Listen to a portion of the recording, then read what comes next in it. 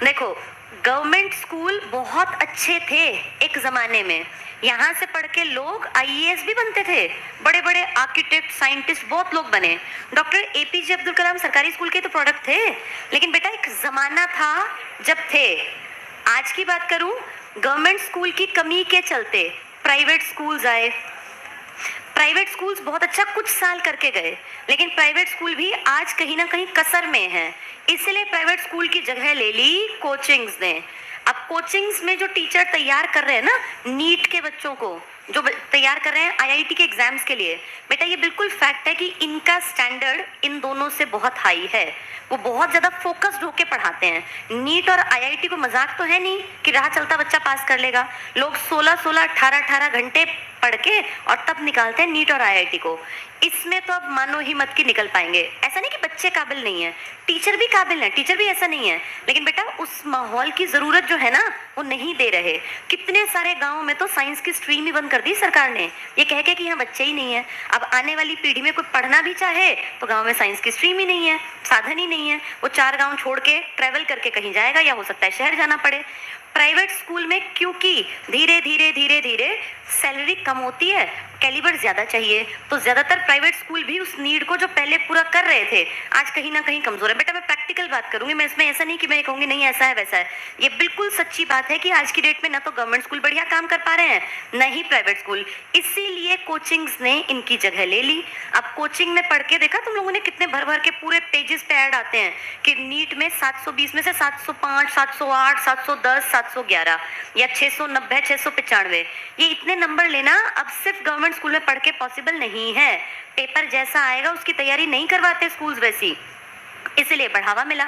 अब जो बच्चे अमीर हैं, जिनके माँ बाप के पास पैसा है, वो क्या करते हैं बेटा, पूरी जिंदगी भर पैसा कमा के अपने बच्चे को, जैसे ही बच्चा 9वीं में आया 8वीं तक लोकल स्कूल पढ़ा लिया, 9वीं आते ही बच्चे को सीकर राजस्थान में या कोई बड़े बड़े जो शहर जो स्पेशल इसी के ऊपर काम कर रहे हैं, जहाँ लाखों लाखों बच्चे पढ़ रहे हैं, वहाँ भेज देते हैं। कोटा का नाम तो सबने सुना ही है। अब वहाँ जाके 4 साल तक बच्चा लगातार पढ़ रहा है। कुछ बच्चे उसमें से सुसाइड भी करते हैं, नो डाउट, मैं ये नहीं कह रही कि नहीं करते, लेकिन बेटा मैं ये मानती हूँ कि फिर भी कहीं ना कहीं इनकी कमजोरी के कारण ही तो कोचिंग फली फूली। जो डिमांड को पूरी करेगा वो अपने आप आगे बढ़ेगा।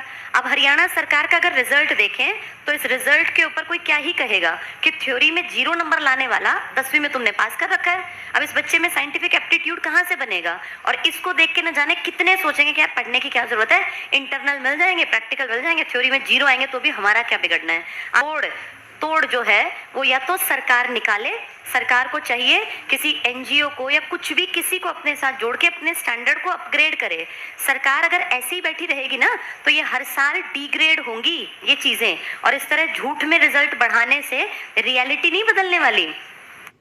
अब से 3-4 साल बाद क्या होगा, हरियाणा बोर्ड की वैल्यू बिल्कुल खत्म हो जाएगी इस हिसाब से, तो क्योंकि इस तरीके से पास करोगे तो कौन नहीं पूछेगा। धीरे धीरे धीरे धीरे सीबीएसई में भी वो बात नहीं रही। एक टाइम था बेटा जब सीबीएसई की बहुत ज्यादा वैल्यू थी। आज भारत में सीबीएसई और स्टेट बोर्ड के मुकाबले इंटरनेशनल बोर्ड अपने कदम पसारने लग गया, और धीरे धीरे ना इंडिया के बहुत सारे स्कूलों में इंटरनेशनल बोर्ड ने अपनी जड़ें जमा ली। इसको आईबी बोलते हैं। वो इस तरह के कोर्सेज करा रहे हैं कि जिससे बच्चे की सोचने समझने की क्षमता विकसित हो।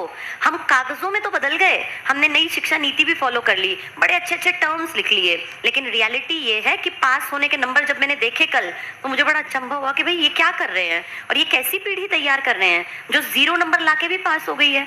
इस पीढ़ी के अगली पीढ़ी के मन में क्यों आएगा कि हम पढ़ लिख के मेहनत करें? तो बेटा ये बहुत ज्यादा भयानक एक जाल ना लगातार ये बुना जा रहा है चारों तरफ, और इसमें फंसेगा कौन? आम आदमी। क्योंकि बेटा अमीर के पास तो लाखों रुपए खर्च करने की औकात है, वो तो अपने बच्चे को बढ़िया बढ़िया शहरों में भेजेंगे, 2-2, 4-4 लाख की साल की कोचिंग करा देंगे, उनके बच्चे विदेशों में कहीं भी सेटल हो जाएंगे। इसमें फंसेगा मजदूर का बच्चा, इसमें फंसेगा किसान का बेटा, उसकी बेटी, जिनके पास लाखों रुपए नहीं है खर्च करने को, वो कहाँ जाएं? तो ऐसी चीजों का तोड़ क्या हो कि या तो लोकल लेवल पे ही कुछ लोग पढ़ाई के लिए काम करें। अच्छा लोकल लेवल पे काम करते हैं तो भी सरकार को दिक्कत है। बेटा 1 मिनट, कोई भी सरकार इस तरह की कोई काम करता है ना तो तुरंत से उसके खिलाफ काम कर देंगे कि आपने ऐसा कैसे किया, ऐसे कैसे कर रहे हो। अरे भैया कोई लोकल गांव में अगर पढ़ा रहा है, पढ़ा के वो बच्चों को नीट की तैयारी करा रहा है, वो बच्चों को आईआईटी की तैयारी करा रहा है, तो सरकार को क्यों उससे दिक्कत है? ये जो नशा गली मोहल्ले नुक्कड़ पे बिकता है, सरकार की आंखों के सामने बिकता है, पुलिस वालों की नाक के नीचे सब काम होते हैं, तो सरकार को कोई दिक्कत नहीं है। सबको सब चीजें पता है कहाँ पे क्या गड़बड़ है।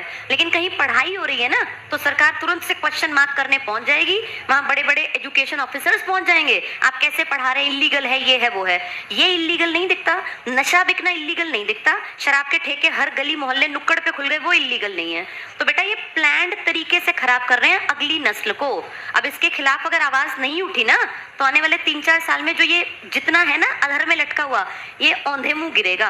फिर सबसे ज्यादा नुकसान खाएंगे किसान, गरीब लोग और जो मजदूरी करते हैं, जिनके घर में 10-20 हजार की तनख्वाह आती है, क्योंकि वो सीकर कोटा नहीं जा सकते, वो दिल्ली जाके तैयारी नहीं कर सकते। अभी हम राजस्थान के दौरे पे थे 3 दिन, फ्राइडे सैटरडे संडे। बेटा हरियाणा में जो लोग रह रहे हैं ना, आप ब्लेस्ड हैं, आपको पता नहीं है आपको कितने साधन मिले हैं। मैं राजस्थान का हम लोग दौरा करके आए, पाकिस्तान बॉर्डर के बिल्कुल पास पड़ता है अनूपगढ़, सिर्फ कुछ किलोमीटर दूर है। वहां ना बेटा बच्चे मेहनती हैं, आगे बढ़ना चाहते हैं, सूरतगढ़ में, श्री गंगानगर में, अनूपगढ़ में और भी बहुत सारी ब्रांचेस, लेकिन पता है उनके पास साधन बहुत कम है। वहाँ मैंने पूछा लोगों से कि आपके पास कमाई का साधन क्या है, तो उन्होंने कहा हमारे यहाँ या तो खेती करते हैं, सबके पास खेत भी नहीं है, ज्यादातर लोग मजदूरी करते हैं, तीसरा कोई ऑप्शन ही नहीं है, वहाँ कोई बड़ी इंडस्ट्री नहीं है बेटा जहाँ कोई जाके और कमाई का साधन बना ले। तो उनके बच्चों के पास या तो खेती या मजदूरी या सरकारी नौकरी का रास्ता। तो हर आदमी चाहता है कि भैया मैं सरकारी नौकरी लग जाऊं, वहाँ प्राइवेट साधन भी नहीं है। अब उन लोगों के बच्चों के बारे में अगर सोचें, उन्हें स्कूली स्तर से इस तरीके से नीचे गिरा देंगे कि तुम फेल होके भी पास हो रहे हो, तो बेटा बच्चा तो बिगड़ गया। 12वीं करते करते तो बच्चा जवान हो जाता है, और उस टाइम तक अगर वो बिगड़ गया तो उसको वापस लौटाना बहुत मुश्किल काम है। 14, 15, 16, 17 ये 4 साल अगर बच्चे ने गंदगी की तरफ रुख कर लिया ना, तो मोड़ के वापस लाना मुश्किल है। अगर उसमें ऐब आ गए, गंदी आदतें आ गई, तो बहुत डिफिकल्ट होगा, और फिर कौन सुधार देगा। तो सरकार को चाहिए कि आसपास के एरिया में जितना हो सके शिक्षा अगर लोकल लेवल पे प्रमोट करेगी ना सरकार, तो लोग पहुंच पाएंगे शिक्षा तक। और अगर सरकार ऐसा नहीं करेगी, तो कम से कम मुझे लगता है हम जैसे टीचर्स, जैसे मैंने जब पढ़ा मुझे सच में झटका लगा कि सरकार ये कर क्या रही है, कैसा बेवकूफ बना रही है लोगों का। देखो मुझे कोई फर्क नहीं पड़ता, मैंने 10वीं नहीं करनी, लेकिन मुझे दिख रहा है कि इसमें बेवकूफ बनेगी आम जनता। आम जनता जो बेचारी भोली भाली है, जिसको नहीं पता कि ये गलत तरीके से पास किए बच्चे आगे जाके जिंदगी में कुछ नहीं कर पाएंगे। इससे तो बढ़िया 60% ले आए, लाए तो मेहनत के, ये मुफ्त के 0 नंबर दे के थ्योरी में प्रैक्टिकल और इंटरनल असेसमेंट से पास किए जा रहे हैं। ये कैसी पीढ़ी तैयार करेंगे। तो सरकार अगर इसके खिलाफ नहीं काम करेगी ना, खुद से नहीं नियम बनाएगी, तो बेटा फिर जनता को जागना पड़ेगा। तुम्हारे हक की बात तुम ही करोगे। मैं ये बात यहाँ बोल रही हूँ, लेकिन ये बात ना खत्म नहीं होती, ये विचार हैं, ये फैलते हैं। हो सकता है आज तुम ही लोग मुझे सुन रहे हो, कल ये बात बाहर तक भी तो जाएगी, लोगों तक तो पहुंचे।